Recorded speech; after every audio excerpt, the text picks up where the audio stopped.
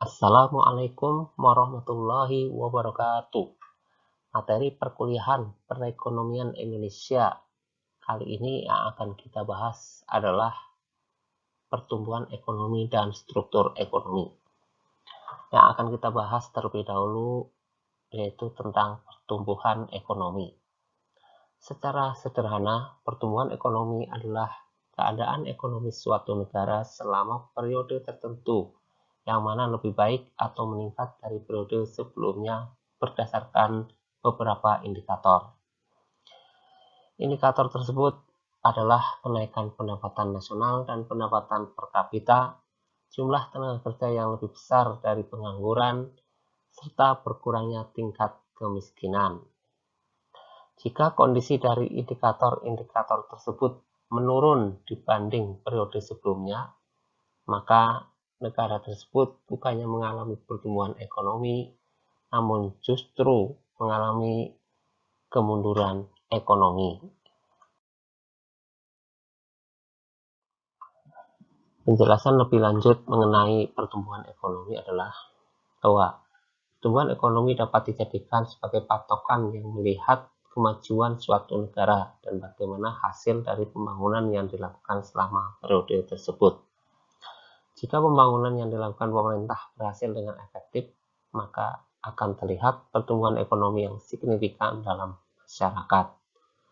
Pertumbuhan ekonomi juga menggambarkan bagaimana kemakmuran rakyat karena dilihat berdasarkan pendapatan per kapita atau pendapatan rata-rata dari penduduk sebuah negara.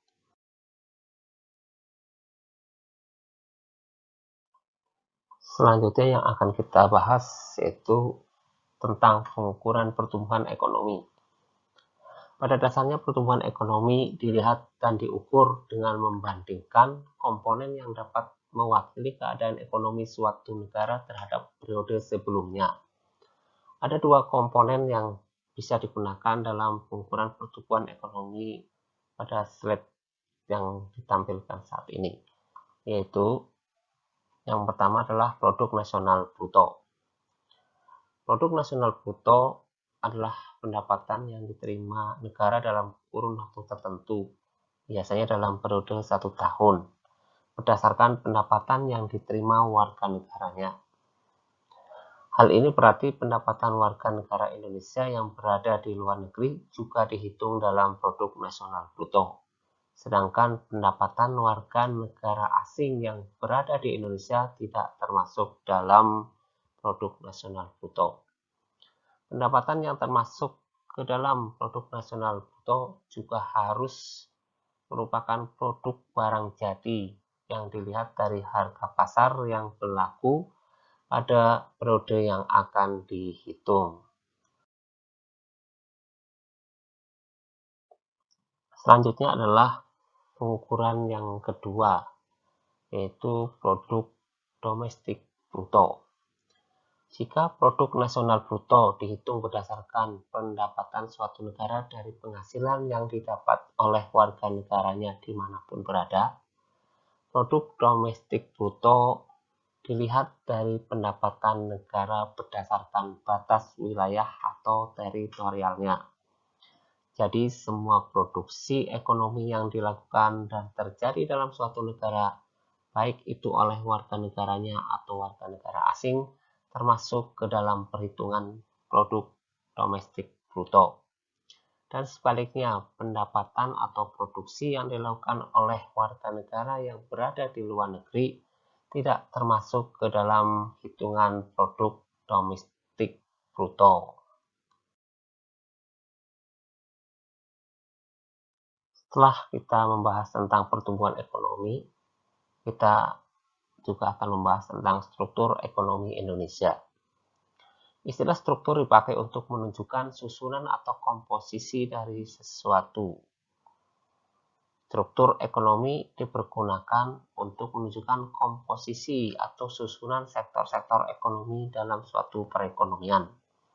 Sektor yang dominan atau yang diandalkan mempunyai kedudukan paling atas dalam struktur tersebut dan menjadi ciri khas dari suatu perekonomian. Dimaksudkan dengan sektor ekonomi yang dominan atau yang diandalkan adalah sektor ekonomi yang menjadi sumber mata pencaharian sebagian terbesar penduduk, serta menjadi penyerap tenaga kerja yang terbesar.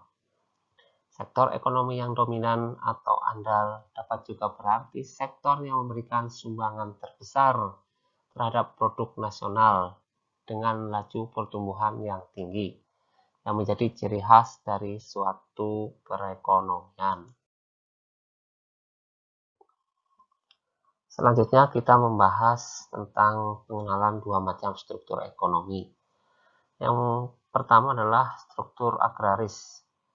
Struktur agraris adalah struktur ekonomi yang didominasi oleh sektor pertanian. Sektor pertanian menjadi sumber mata pencaharian sebagian terbesar penduduknya.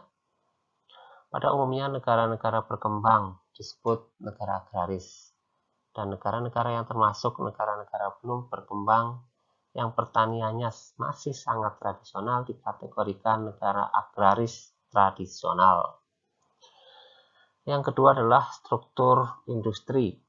Struktur industri ini di mana struktur ekonominya didominasi oleh sektor industri. Sebagian terbesar produk domestik disumbangkan dan laju pertumbuhan ekonomi disumbangkan oleh sektor industri. Negara-negara Amerika Serikat, Jerman, Inggris, Prancis, Italia, dan Kanada yang termasuk negara industri maju, negara-negara Eropa, dan negara-negara lainnya termasuk negara industri. Demikian materi yang sudah kita bahas, yaitu mengenai pertumbuhan ekonomi dan struktur ekonomi.